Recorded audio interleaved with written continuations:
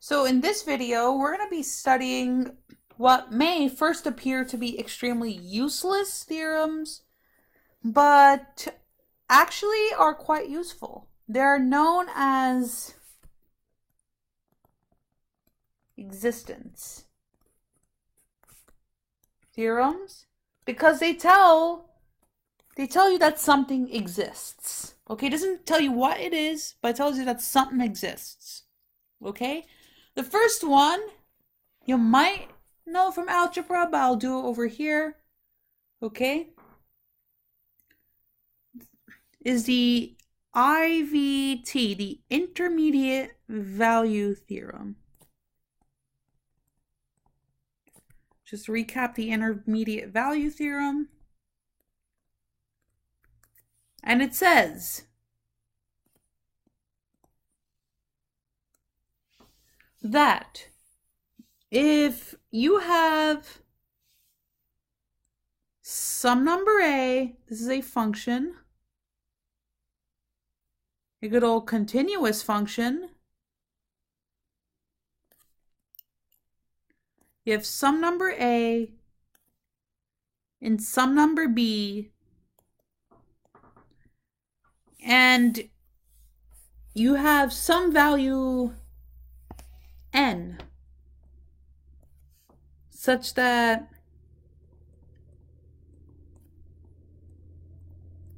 n is between f of A and f of B. So it's sandwiched between these two. Then you know for a fact that there is some value C. Okay, there's at least one value C where A is less than C is less than B. So some value in that interval where f of C equals n. Okay? So there's some value C where f of C equals n. It does not tell you what that value C is. Does not tell you at all. But it tells you that it exists. And so what's useful about this is that,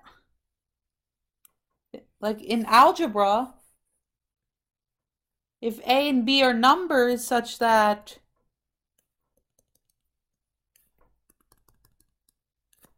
f of A is less than 0 and f of B is greater than 0, then there is a number C such that f of C equals 0. Or in other words, there is a 0 of the function on that interval, which is useful when you want to evaluate a derivative, or if you want to set something equal to 0, you want to see if that 0 is actually in the interval. Okay? The next one is Rawls Theorem. Okay, so we're going to delete this stuff. We're going to look at Rawls Theorem. What Rawls Theorem says is a little more applicable to calculus. Rawls Theorem states that if you have a good old differentiable function f, and you have 2 points, A and B.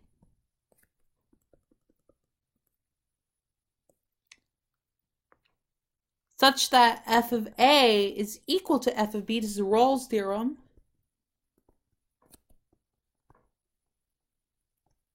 So that f of A is equal to f of B. So you have 2 points, A and B, where f of A is equal to f of B. That means there is some value C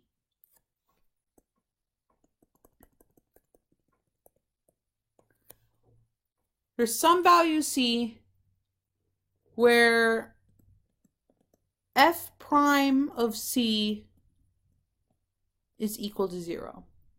Okay? There's at least one critical point. And remember, this has to be differentiable. Okay? It has to be differentiable. So something like this does not count because f of c is never 0. This is not 0, okay? It's undefined. Undefined. So this does not count. Rawls theorem does not apply in this case. But in the first case, the one I drew here, it does apply, okay? And you can kind of see where that comes from using the Intermediate Value Theorem, okay? So I'm gonna cover two cases, okay? Okay, so there's one case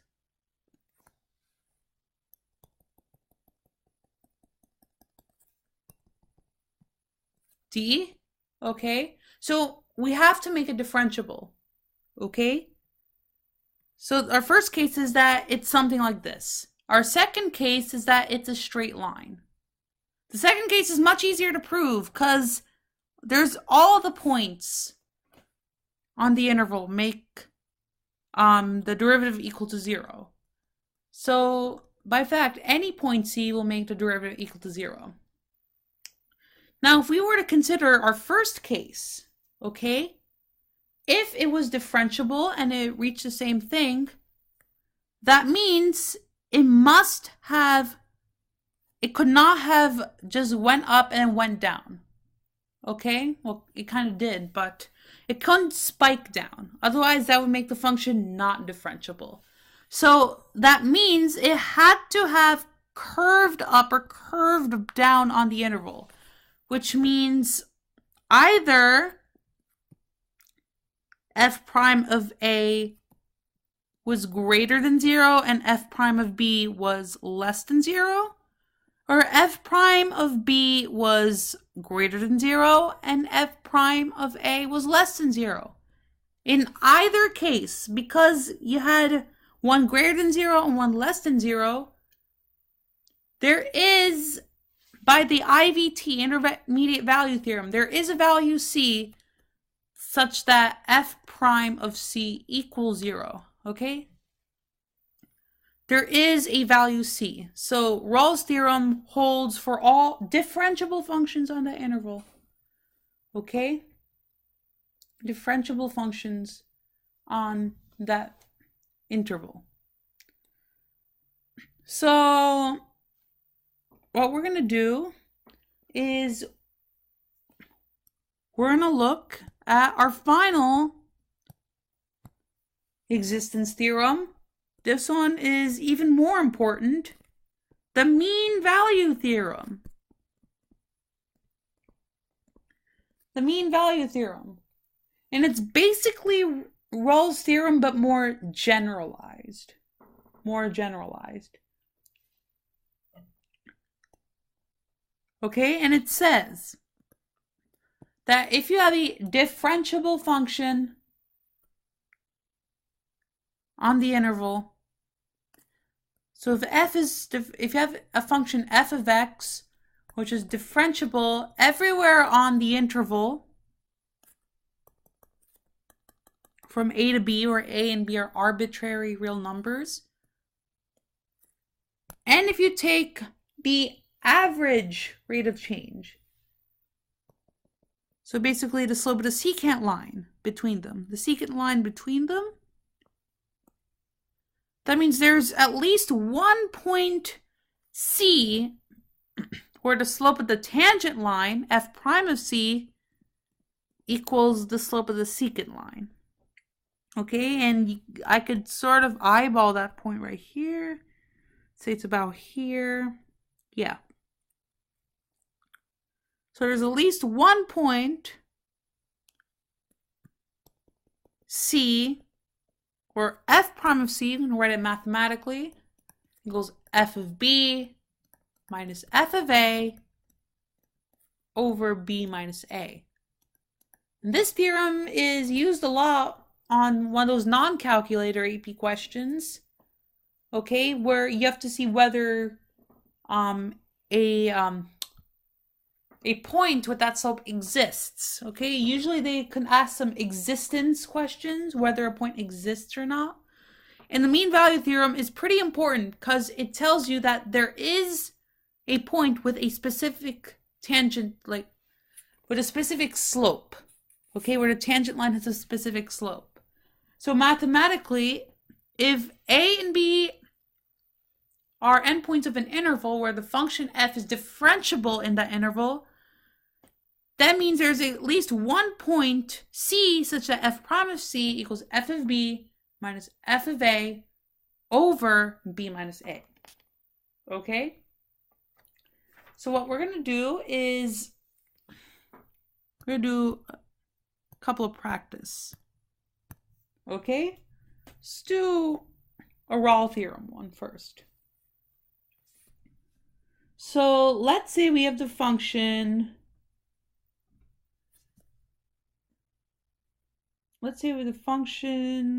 tangent of x.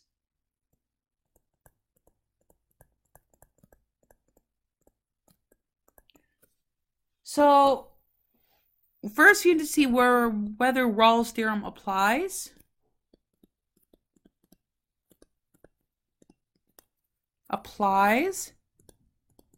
And our second part is to find the C where it applies. Our interval is 0 to pi.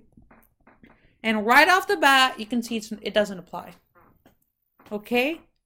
Because if you know anything about the tangent function, it acts very weird at pi over 2. Okay? If you know anything about the tangent function, it doesn't exist at pi over 2. It's not continuous. Okay, so this is pi. Pi over 2 is the asymptote, which means it does not apply. Does not apply. Okay, let's look at a different one. Let's look at one where it actually applies. Okay, and that one will be f of x equals x squared minus 2x. And this is differentiable everywhere. Okay? This is a polynomial function which is defined everywhere, which means that you can use Rawls theorem if it applies. We still have to check if f of 0 is equal to f of 2. Okay, so we got the first criterion. Okay, our second requirement is that f of 0 equals f of 2. So we're checking on the interval 0 to 2. Forgot to write the interval. So f of 0 is 0 squared minus 2 equals negative 2. And f of 2 equals x squared 2 minus 4 is negative 2 squared minus 4 is 0. And I just realized I did a mistake over here. 0 squared minus 0. 2 times 0 is 0. So I have 0. So we have 0 equals 0. Hooray. Okay? That means we know that Rawls theorem does apply. So our second part is to find the C. Because we know there is a C in here between 0 and 2 where our derivative is equal to 0. So let's find f prime of x. F prime of x is an easy derivative, 2x minus 2. So if we set it equal to 0, we get x equals 1. And we see that indeed 1 is between 0 and 2. So we get C equals 1. Let's do a mean value one. The mean value ones are a bit more taxing however, we don't have to, it's not a lot harder. Okay, so let's do one that we know is good. Okay? Let's do one where we know it's good. Let's do it for the function f of x equals x times x squared minus x minus 2. Okay. So first, let's see if it can be applied. Okay? And our only criteria is that it's differentiable. So if we just, distribute this, you could see pretty clearly it's a polynomial function, which means it has to be differentiable. Okay? It's defined for all numbers, and it's pretty smooth. It's differentiable. Doesn't have those jumps or sharp turns. So which means our mean value theorem applies. So we're going to apply it to the interval -1, 1. So first what we have to do is find the slope of the secant line. So f of b minus f of a over b minus a. So that equals 1 minus -1 over, that's b minus a. Okay, so you have 1 minus -1 minus a. F of 1. What's f of 1? F of 1 is 1. So 1 cubed is 1. Minus 1 squared is 1. That's 0. Minus 2 times 1 is 2, -2. Okay? So minus f of a. So -1 cubed is -1. Minus 1 is -2. Plus 2. 2 times -1 is -2. Plus 2 equals 0. Okay, so we get minus 0. Okay, and we get -2 over 2 equals -1. So we know that the slope of the secant line between them is -1, which means there is a point on this interval where the derivative at that point equals -1 as well. So the mean value theorem says. So if we were to find f prime of x, okay, you could either use product rule over here or basic power rule. Power rule is a bit faster for this case. 3x squared minus 2x minus 2. And we're going to set that equal to -1. Okay? That gets us 3x squared minus 2x. We're going to add 1 to both sides, so we get 0 on the right. So we get -1. Now, I don't know about you, but I think this could be factored. Okay? So I'm going to factor this real quick on the side. So you have 3x squared. So 3.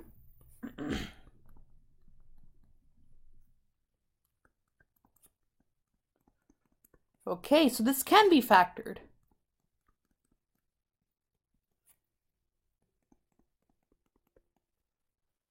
So we have 2 points. So we have 3x plus 1 and x minus 1 equals 0.